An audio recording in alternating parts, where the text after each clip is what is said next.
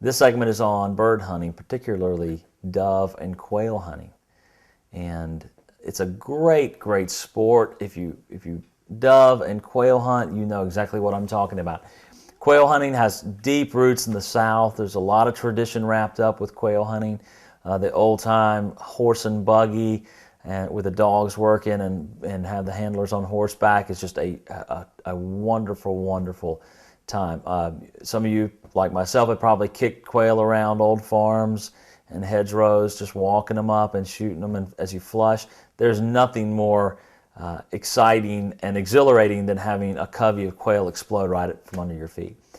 Also in the South is dove hunting. And even though these aren't particular to the South, they are long-time tradition.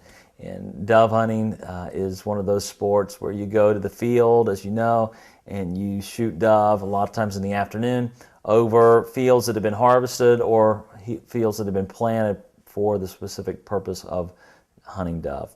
And the limits are usually quite liberal, and it's a great afternoon, a great morning of hunting. There's a lot of camaraderie and just a great time for friends and family to be together.